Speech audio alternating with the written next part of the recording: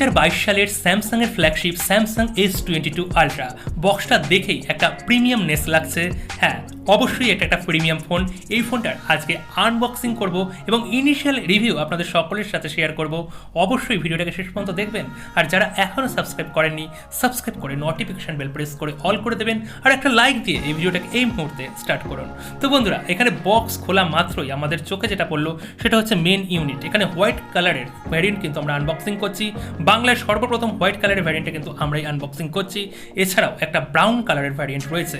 এখানে যদি ভ্যারিয়েন্টের কথায় বলি তাহলে এখানে 12 জিবি র্যামের পাশাপাশি 256 জিবি ইন্টারনাল মেমোরি পেয়ে যাচ্ছি, যার প্রাইস হচ্ছে ইন্ডিয়ান কারেন্সিতে 1 লাখ টাকা। হ্যাঁ, পুরো 1 লাখ টাকা, এবং বাংলাদেশ কারেন্সিতে 1,45,000 টাকা অফার দিয়ে হয়তো একটু কম হয়ে যাবে। যদি বক্সের ভেতরে আমরা তাকাই, এখানে আমরা পেয়ে যাচ্ছি type C to type C একটা ব্ল্যাক কালারের কেবিল। এখানে হয়তো হোয়াইট কালারের কেবিল দিতে পারতো স্যামসাং। আমার মনে হচ্ছে হোয়াইট কালার দিলে আর একটু প্রিমিয়ামনেস লাগতো, যদিও এখানে ব্ল্যাক কালার হোয়াইট কালার কিন্তু একই পারফরমেন্স দেবে। এখানে সিম ইজেক্টরের জন্য একটা পিন পেয়ে যাচ্ছি, আর দুটো ম্যানুয়াল পেয়ে যাচ্ছি। যেটা পাচ্ছি না সেটা চার্জার। আপনারা সকলে কমেন্ট সেকশনে কমেন্ট করে আমাকে জানাবেন যে চার্জার দেওয়া কি উচিত, ফ্ল্যাগশিপ হোক বা বাজেট রেঞ্জ হোক, চার্জার দেওয়া কি উচিত? অবশ্যই কিন্তু কমেন্ট করে জানাবেন। আমার পার্সোনাল অভিব্যক্তি, প্রত্যেকটা কোম্পানিরই কিন্তু বক্সের মধ্যে চার্জার অন্তত দিয়ে দেওয়া উচিত। যদি ফোনের কথায় আসি, ফ্ল্যাগশিপ লেভেলের ফোন যেই রকম দেখতে হয়, যেই রকম বিল্ড কোয়ালিটি দেখে মনে হয়, সেই রকমই কিন্তু পুরোপুরি মনে হচ্ছে। এখানে বিল্ড কোয়ালিটিতে Samsung Corning gorilla glass Victus প্লাসের প্রোটেকশন ইউজ করেছে ফ্রন্টে এবং ব্যাক সেকশনে। সাইডের যে ফ্রেমটা ইউজ করা হয়েছে সেটা কিন্তু অবভিয়াসলি মেটাল ফ্রেম। যদি ডিসপ্লে কোয়ালিটির কথায় আসি, 6.8 ইঞ্চির সুবিশাল ডিসপ্লে এখানে ইউজ হয়েছে। কোনো রকম কোনো বেজেল নেই, সাইডেও নেই, আপ সেকশন বটম সেকশনেও কিন্তু কোনো বেজেল নেই। আর এখানে 2K ডিসপ্লে প্যানেল ইউজ করা হয়েছে, সুপার অ্যামোলেড স্যামসাংয়ের নিজস্ব ডিসপ্লে। মানে ডিসপ্লে কিন্তু পুরোপুরি প্রিমিয়াম লেন্স, মানে ফ্ল্যাগশিপ লেভেলে যেই রকম ডিসপ্লে হয় সেম টু সেম ডিসপ্লে কিন্তু আমরা পেয়ে যাচ্ছি। তার পাশাপাশি এখানে আল্ট্রাসোনিক ফিঙ্গারপ্রিন্ট সেন্সার পেয়ে যাচ্ছি, যেটা কিনা লেটেস্ট জেনারেশনের ইন ডিসপ্লে ফিঙ্গারপ্রিন্ট সেন্সার। যদি পারফরমেন্স সেকশনের কথা বলি, এখানে স্ন্যাপড্রাগনের 8 জেনারেশন 1 প্রসেসর কিন্তু ইউজ করা হয়েছে। টপ মাচ একটা ফ্ল্যাগশিপ ক্যাটাগরির ফোনে যেই রকম প্রসেসর ইউজ করা হয় সেম টু সেম প্রসেসরের কোয়ালিটি কিন্তু আমরা পেয়ে যাচ্ছি। এছাড়াও এখানে এক্সট্রা স্যামসাং কিন্তু খুব দুর্দান্ত কাজ করেছে। যেহেতু এই প্রসেসর একটু বেশি হিট আপ হয়, এর জন্য ভালো মতন কিন্তু একটা হিটিং চেম্বারও এখানে দেওয়া হয়েছে। তার ফলে এখানে 45 to 44 পর্যন্ত কিন্তু টেম্পারেচার থাকবে। এবং এখানে সিপিইউ থ্রটলিং টেস্টও করে দেখেছি, মোটামুটি এখানে সিপিইউ থ্রটলিং টেস্ট কিন্তু ভালো লেভেলের পারফরমেন্স আমরা পেয়ে যাচ্ছি। সমস্ত রকমের কানেক্টিভিটি থাকছে, টাইপ সি পোর্ট থাকছে, 3.5mm অডিও জ্যাক কিন্তু থাকছে না, ডুয়েল স্টিরিও স্পিকার থাকছে, ওয়াইফাই পুরো লেটেস্ট জেনারেশন থাকছে, ব্লুটুথ 5.2 থাকছে, এনএফসি থাকছে। তার পাশাপাশি এখানে যে ইউএফএস স্টোরেজটা ইউজ করা হয়েছে 3.1 ইউএফএস কিন্তু এখানে ইউজ করা হয়েছে, এবং LPDDR5 কিন্তু র্যাম এখানে ইউজ করা হয়েছে।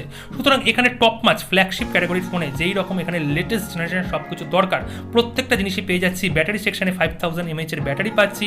এখানে চার্জার সাপোর্ট করবে ম্যাক্সিমাম 45 ওয়াট, কিন্তু ইনবক্স আমরা কোনো চার্জার পাচ্ছি না, এটা বাজার থেকে কিনে নিতে হবে। এখানে রিভার্স চার্জিংয়ের সাপোর্ট আছে এবং ওয়্যারলেস চার্জিংয়েরও সাপোর্ট রয়েছে। ওয়্যারলেস চার্জার এখানে কিন্তু 15 ওয়াট পর্যন্ত ম্যাক্সিমাম সাপোর্ট করবে, এবং রিভার্স চার্জিং এখানে 4.5 ওয়াট পর্যন্ত কিন্তু ম্যাক্সিমাম সাপোর্ট করবে। এখানে দেখতে পাচ্ছেন ফোনে কিন্তু S পেনেরও কিন্তু সাপোর্ট দিয়ে দিয়েছে, এবং S পেনটাই পাবো আমরা, এটাই জানি। কিন্তু ফ্ল্যাগশিপ লেভেলে এখানে স্যামসাং আমাদের S পেনের সাপোর্ট দিয়ে দেয়। যদি সফটওয়্যার সেকশনের কথা বলি, ইনবক্স আমরা অ্যান্ড্রয়েড 12 এর সাথে One UI 4.1 এর ভার্সন পেয়ে যাচ্ছি নক সিকিউরিটির সাথে। সুতরাং অবভিয়াসলি এখানে সফটওয়্যার যেমন পারফরমেন্স করে স্যামসাংয়ের, সেম টু সেম এই ফোনের মধ্যেও কিন্তু সফটওয়্যার পারফরমেন্স ভালো হবে, এবং 5 বছরের আমরা কিন্তু আপডেট পেয়ে যাব, ইনক্লুডিং সিকিউরিটি আপডেট। যদি ক্যামেরা সেকশনের কথা বলি, ব্যাক সেকশনে আমরা 4টা ক্যামেরা পাচ্ছি, 108 MP মেন ক্যামেরা এবং 10 মেগাপিক্সেলের দুটো ক্যামেরা, একটা হচ্ছে টেলিফটো ক্যামেরা, একটা হচ্ছে প্যারিস্কোপ সেন্সর। এছাড়াও একটা 12 মেগাপিক্সেল আলট্রা ওয়াইড ক্যামেরা, এবং ফ্রন্টে পাঞ্চোল, সেন্টার পাঞ্চোল একটা ছোট্ট করে 40 MP ক্যামেরা। এই 4টে ক্যামেরার মধ্যে কিন্তু ওয়াইএসএস সাপোর্ট রয়েছে, এবং ব্যাক সেকশনে আমরা ম্যাক্সিমাম এখানে 8K-তে ভিডিও রেকর্ডিং করতে পারবো 24 FPS। এছাড়াও এখানে 4K-তে আমরা 60 FPS পারবো, ফুল এইচডিতে আমরা এখানে 120 FPS পর্যন্ত পারবো। এছাড়াও এইচডিতে আমরা এখানে 960 পর্যন্ত FPS টেনে দিতে পারবো। মানে একেবারে ওআই সমৃদ্ধ এই যে ক্যামেরা অসাধারণ কিন্তু পারফরমেন্স করবে। এখানে অপটিক্যাল জুম আমরা কিন্তু 13x ম্যাক্সিমাম এখানে অপটিক্যাল জুম পাবো, আর ডিজিটাল জুম মিলিয়ে 100x অপটিক্যাল জুম এবং ডিজিটাল জুম মিলিয়ে কিন্তু আমরা পেয়ে যাবো। ফ্রন্টের 40 MP ক্যামেরাতে কিন্তু আমরা ম্যাক্সিমাম 4K 30 FPS এ ভিডিও রেকর্ডিং করতে পারবো, এছাড়া তো ফুল এইচডিতে ভিডিও রেকর্ডিং করতেই পারবো। সমস্ত রকমের ফ্ল্যাগশিপ ক্যাটাগরিতে স্যামসাংয়ের যেই রকম ক্যামেরার সেটআপ দরকার প্রত্যেকটা জিনিসই পেয়ে যাচ্ছি। অপটিমাইজেশন দুর্দান্ত করেছে, আর ডেফিনেটলি S21 সিরিজের তুলনায় কিন্তু S22 সিরিজে ডেফিনেটলি ক্যামেরার দিক থেকে কিন্তু দুর্দান্ত এখানে কাজ করেছে। এখানে পিকচার নিয়ে আমি দেখেছি, অসাধারণ কিন্তু পিকচারের কোয়ালিটি আসছে। এই ডবল কিল করে সামনেটা করে গেলাম আচ্ছা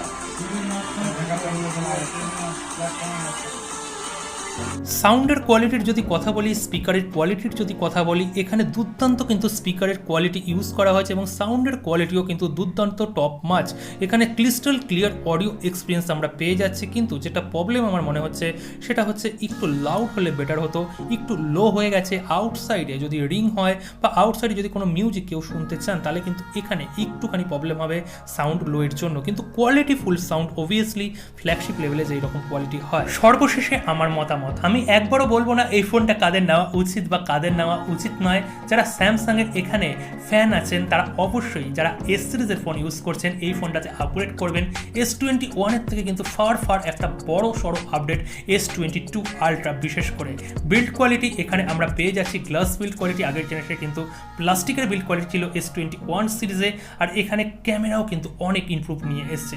অবভিয়াসলি ভালো মতন আপগ্রেড করা হয়েছে, আপনারা অবভিয়াসলি নিতে পারেন। আর যারা আইফোনের কথা ভাবছেন, আইফোন না নিয়ে যদি এই ফোনটা নেন, এই ফোনটাতেও কিন্তু নিরাশ হবেন না, একদম ফ্ল্যাগশিপ লেভেলের পারফরমেন্স আপনারা পেয়ে যাবেন। কিন্তু অ্যাপেলের আইফোনের iOS যেটা রয়েছে, iOS এর এক্সপিরিয়েন্স আলাদা, আইফোনই এবং স্যামসাংই। আশা করি আপনাদের সকলকে বোঝাতে পারলাম। অবশ্যই ভিডিওটাকে শেয়ার করবেন, অনেক লাইক করবেন, সাবস্ক্রাইব করবেন, পরবর্তী ফুল রিভিউর জন্য ওয়েট করবেন। সকলে পাশে থাকবেন, ভালো থাকবেন।